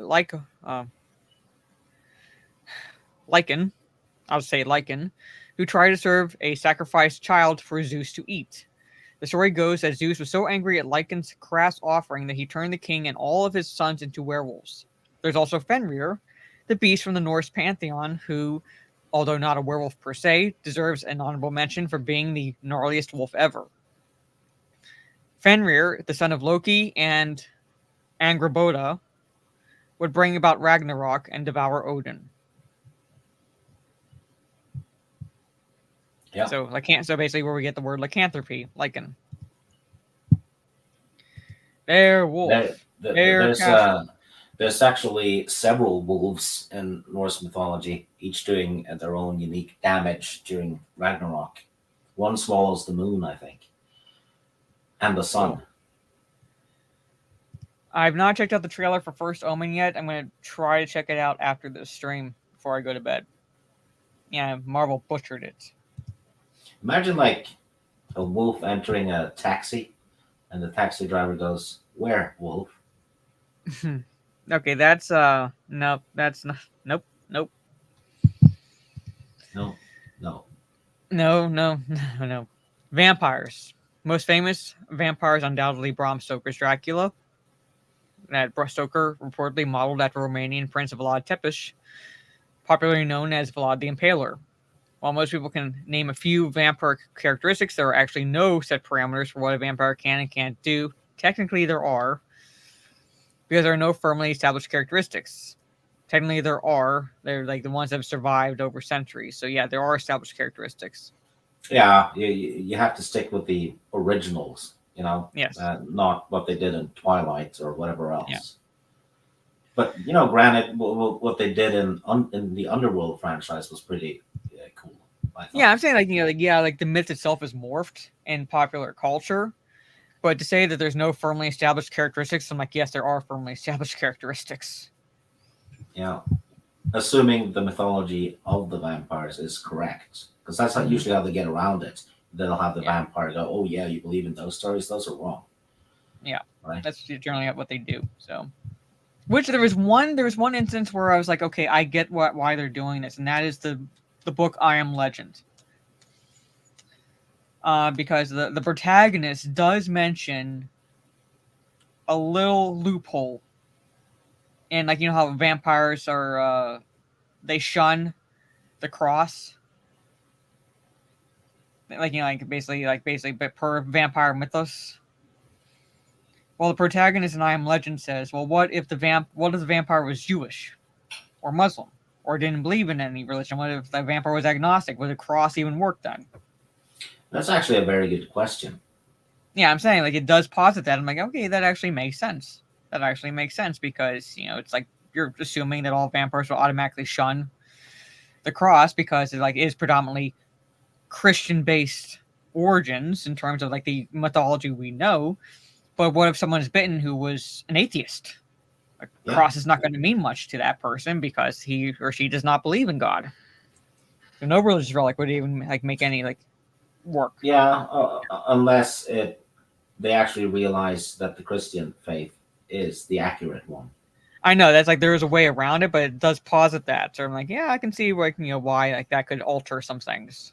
So yeah, which actually makes the vampire one of the more most versatile creature you can use in horror stories or whatever. Yeah. So if you have not, basically not read it, it's basically a sandbox monster, isn't it? Essentially, yeah, for the most part, because it has the mythology has morphed over like when I say centuries, I mean like centuries. So Chad, if you have not read I Am Legend, very good book. Very good book. It's what The Last Man on Earth. It's like it's the book that's inspired Last Man on Earth, starring Vincent Price, Omega Man, starring Charlton Heston, and the Will Smith adaptation, I Am Legend. So there is that caveat. Yes, there is that caveat that like that kind of in the evolution of the mythos, pretty much it only worked based on the holder's faith. But then you read like older accounts, and all you had to do was show the cross. So it depends on what you read. Yeah. So the basilisk. Okay, the basilisk. Some say it originated in Italian lore. Others say it was born of Greek mythology. But according to whatever lore you read, the basilisk had the power to kill people with a single glance, similar to Medusa, although the two are not interchangeable. The creature emerged from a rooster's egg after being incubated by a toad and had the power to, quote, to wither landscapes with its breath. The basilisk has been around for a long time, with the earliest written reports dating back to mention in Pliny's the Elder's Natural History 79 AD. Often referred to as the King of Serpents, and has been described in varying detail as being a mix of snake and rooster. So that's the exact description. They actually look a bit like that in the Witcher games. Mm-hmm. Way more terrifying than that picture, though. But yeah, so the Kraken. The mythical Kraken, one of the scariest monsters ever imagined, one of the earliest mentions of the gigantic cephalopod, came from Swedish king Sverre. Okay, his pronunciation of Norway in 11 AD. Some said the creature was so massive it could eat maritime crews whole and sink ships in an instant. Although descriptions of the beast and folklore vary to some degree, the general consensus is the Kraken was actually I'm not going to try pronouncing this, although I could, given time. More commonly known as a giant squid, which is a possibility. Creatures can get that big in the ocean. This is how the Vikings describe sea monsters as well. So it's the Kraken is well, it's all over the place in mythology. You also have the world serpent from Norse mythology that's supposed to coil around the world and bite its own tail during Ragnarok. Yeah. So, And the cool thing is the Vikings truly believed this, yet they sailed across the Atlantic in an open boat while believing there were krakens everywhere and that the world was flat and they might sail off the edge. So it's pretty nuts that they actually went to sea given what they believed. Medusa. One of the most powerful mythological creatures of all time, figures of all time. She had the power to petrify a person with a single glance, literally meaning turning the person into stone. According to Roman version of this myth, Medusa was seduced by Poseidon in the temple of Athena, a sacrilegious act that enraged the Greek goddess of war so much she turned the mortal Medusa into a hideous beast with snakes for hair. In Theogony, the Greek poet Hesiod wrote that Medusa was one of the 3 Gorgon sisters who also happened to be the only mortal of the trio. If you follow Hesiod's translation of the myth, Medusa and her sisters were born with snakes for hair and the power to turn anyone who gazed upon them to stone, a bit different from the Roman myth. Most of the myths, however, end the same way. The hero Perseus slays Medusa by cutting off her head. Even after being beheaded, Medusa's visage still had the power to turn men to stone, and so Perseus carried it to Kybissus, a magical sack, in a Kybissus, a magical sack strong enough to contain its power. So, have you finally watched Clash of the Titans? Yes, I did. I think it was the week after you told me to. Yes. I had seen the remake, and I Mhm. actually liked the remake as well. But I prefer the original easily. But some of the stuff in the remake was done better. I'd have to go back and rewatch the remake because I was not impressed with it when I saw it in theaters. And now she's a victim. The No, she's a crack the Kraken looked better in the remake. Yeah. In the old one, it was just like a lizard. It was actually more Godzilla than a Kraken. Mm-hmm. Yeah, but there's mechanical Archimedes pal. I love that owl. Yeah. I think they had a Ray mechanical. Harryhausen. Yeah, Ray Harryhausen. I think they had a mechanical bird or something in. No, it was the 80s, actually. But yeah, the was it 7 Voyages of Sinbad or something like that? 7th Voyage of Sinbad. Yeah. Didn't they have a mechanical bird in that one too? Not the 7th Voyage of Sinbad, no.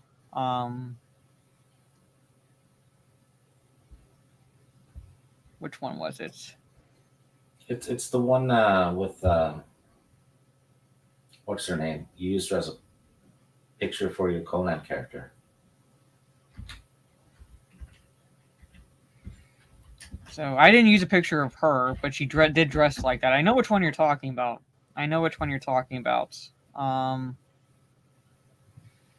Fuck. Her name like is Jane.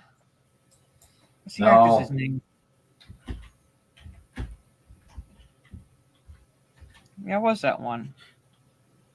It's not 7 Voyages of Sinbad. It's another. No, I didn't say it was that one. I corrected you. It's 7th Yeah. Voyage of Sinbad, but it's not that one. No, not that. Yeah, that was what I was getting at. It wasn't the Golden Voyage of Sinbad. That's what it was. That's it. Because I couldn't remember the actress's name. Caroline Munro. Caroline Monroe, yeah. So like, because that was the one where her brother was turned into a baboon or a monkey, like an ape. Yeah, it could be. And the evil, stepmother was trying to keep them from taking the throne when her the father died. So Golden Voyage. Yeah. I knew it wasn't 7th Voyage. 7th Voyage had the Cyclops and the dragon. Yeah, the Golden Voyage though was damn good. I watched it. I think it was last year or the year before. Mm-hmm. I really enjoyed it. So all I remember is in 7th Voyage of Sinbad, I rooted for the dragon. And not necessarily against humans, but when the dragon and the Cyclops fought. So, then number 1 is the dragon. So, reports that huge flying serpents were described at least as early as the age of the ancient Greeks and Sumerians, and says interpretations are varied across cultures. In some parts of the world, such as China, dragons were revered or viewed as gods, and in others, they were feared, since many people associated them with Satan or Leviathan. So, the dragon is number 1. Yeah, it is easily more powerful if you think about it, because it could just, melt the Medusa, right, or whatever. Yeah. Maybe.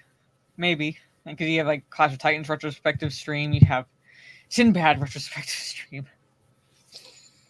But yeah, I remember like now which one you're talking about, because like I said, the brother was turned into an like a baboon. Yeah.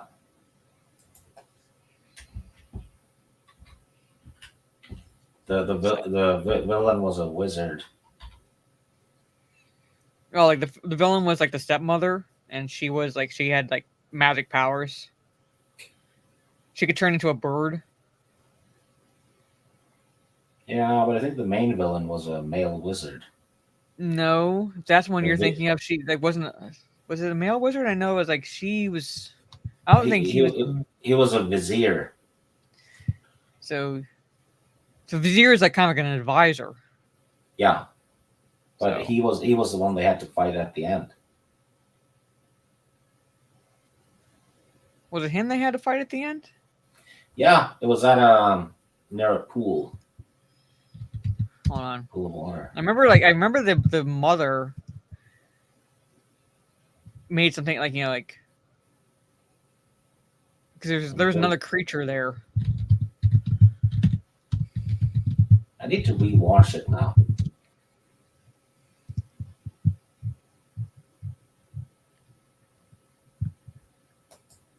Douglas Wilmore is the Vizier.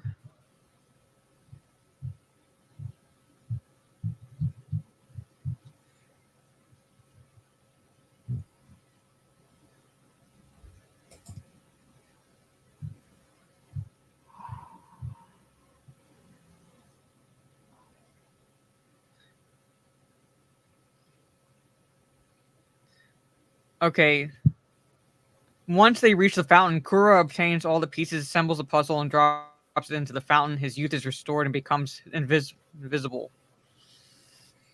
He's saying, wait, this is Golden Voyage of Sinbad. Yeah. Hold on.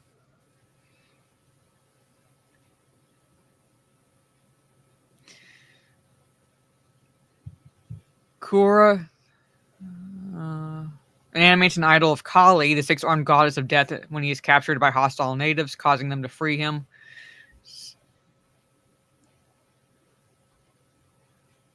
Sinbad and the others escape when the Vizier shows his burnt face, scaring the natives. The centaur fights and kills the fountain's guardian of good, a griffin, with Kura's help.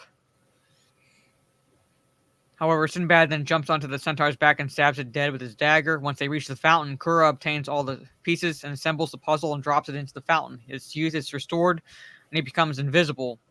However, he is slain in a sword duel by Sinbad, who then takes the crown of untold riches that rises out of the fountain and gives it to the Grand Vizier.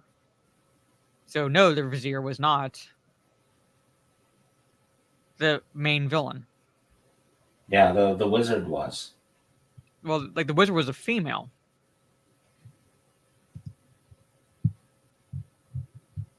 It was a stepmother. I thought it was a wizard.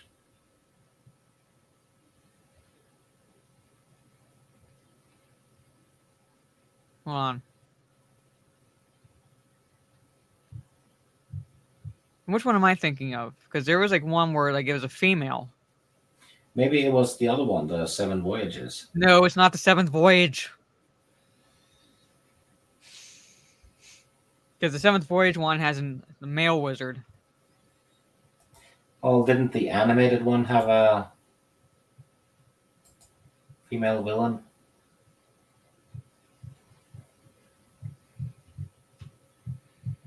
I don't remember the Yeah. animated one. Well, Korra is played by Tom Baker, so definitely male. Yeah. Oh, this is the one. No, when he's not turned into an ape, when he's like disfigured, he has to wear that mask. Okay, I'm looking at the pictures. So one I'm thinking of is another one. The one I'm thinking about is another one. Yeah, they made a lot of them. Yeah, Is it Sinbad and the Eye of the Tiger? I can't remember. One, I think it like might have been that one because I remember it's a female, it was a stepmother, and like she, it might have been it might have been that one where it's like she turned the son, not her son, but the one that would have inherited the throne into a baboon, so she could take over. I think I might have seen that one. So it'd be Sinbad and the Eye of the Tiger. So I've seen Seventh Voyage of Sinbad, Golden Voyage of Sinbad, Sinbad and the Eye of the Tiger, Magic Voyage of Sinbad. So that's one, I think the only one I'm thinking of. I just know it's not not seven voyages, seventh voyage of Sinbad. Yeah, there's 7 Adventures of Sinbad too from 2010. Yeah. Hey, man, along. We are just wrapping things up. I gotta take my dog out. It's going on 10 o'clock, and I'm like exhausted. I'm sorry, chat. So I was off camera because I did not feel like putting makeup on, and I just want to pretty much turn in now. But that is the articles for this evening. I think those are the only Sinbad movies I remember watching. There's one called Sinbad of the Seven Seas as well. From Was there one 1989. I think there was one with Douglas Fairbanks too. Douglas Fairbanks Jr., I should say. Yeah, the one from Old 89 has classic film. No. yeah, the one from 89 has Lou Ferrigno in it, playing Sinbad. Yeah, well, this one would have been from like 1950s Yeah. because it starred Sabu. There's one from 63 called Captain Sinbad. Yeah. But I think that's. Hold on, I gotta look him up. I want to say. Was it Douglas Fairbanks? The one from 47, Sinbad the Sailor, has Douglas Fairbanks and Maureen Yeah, that's O'Hara. what I'm thinking of. Sinbad the Sailor. I knew it was like from like earlier. That I Yeah. saw. That's another one I was saying because it starred him and Sabu. So, have you seen the movie Gunga Din? No. It would not be able to be made today. At least if people SJWs found out about it today, they would have a heart attack. Even though I gotta find it. So I think Douglas, even though the title character Gunga Din is a hero. Did you ever watch the Sinbad TV show from the 90s with horrid CGI? But it was fun as hell. I think so. I can't quite remember it. All kinds of awesome. Mm-hmm. So no, I'm not getting the ancient Greek films confused. I just remember there was one from the earlier. So Well, it's easy to mix up the Sinbad movies, though. There's like 20 of them. Mm-hmm.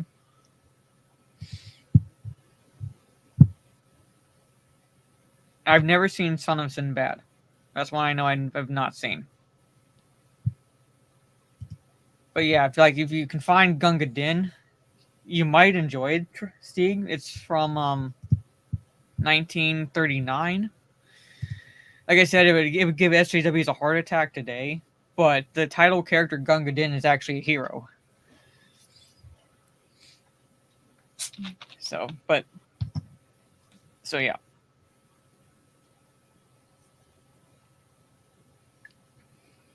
But anyway, that is the good, the fun, and the weird chat. I got to get in touch with Orange Chat to see when we're doing the 1s and 2s and the singles, because this month has an extra Wednesday in it. So there will be an extra Wednesday this month where do a gaming stream or a retrospective stream. I just have to figure out when that'll be. And then once I know when the 1s and 2s are. So,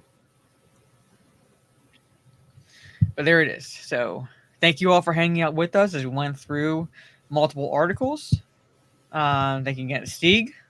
He'll be back on my channel for the top 10. It's top 10 1983 films. And I have no clue when it is. Near the end of the month, I think. Yes. It's always near the end of the month. So it'll either be, depending on when the 1s and 2s are, it'll either be the 27th or the 31st. Because the 31st is a Wednesday. That's the last Wednesday of the month.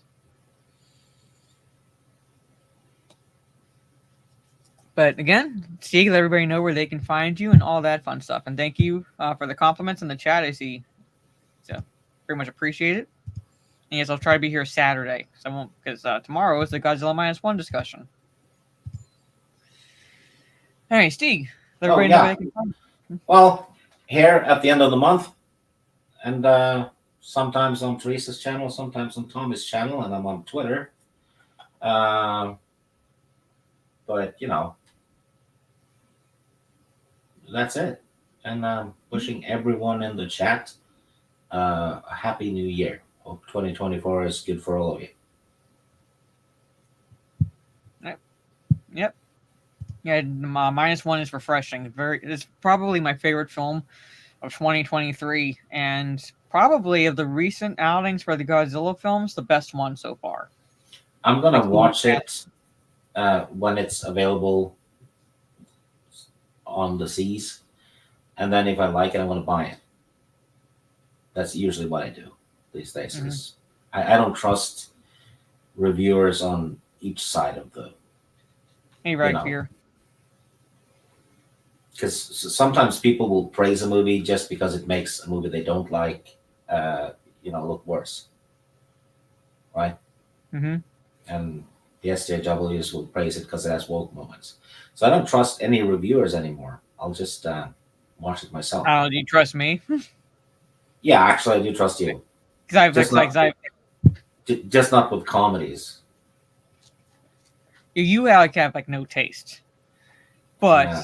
I love this movie not because of anything negative I feel towards any other MonsterVerse outing here in the West. Now, this movie, in my opinion, is actually very good. Like, it's the human, you care about what happens to the human characters and I feel it's very psychological, very emotional, and still feels like a Godzilla movie. Oh, I also trust Trey. I trust his reviews. Mm-hmm. And so yeah, it's his favorite Godzilla. Everyone sub to Trey because he does good reviews. Yes, I'll be here Friday. That's my kick. The plan is, comment if you're still in the chat, the plan is to play the finals again, or attempt to play the finals again. Just like hang out, try to get through that game. So, but anyway, yeah, so tomorrow I'll be on Orange Chat's channel talking Godzilla -1 at 8 p.m. Eastern.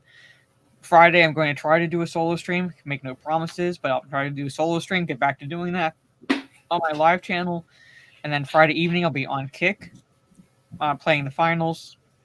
I'm going to try to do an afternoon gaming stream, most likely on Twitch Saturday, playing some Separate Ways DLC for Resident Evil 4.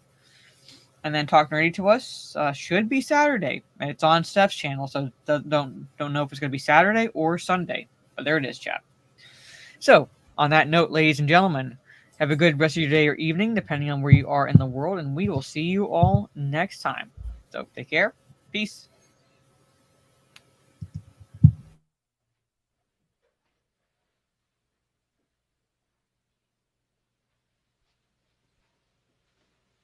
You're still here? It's over. Go home.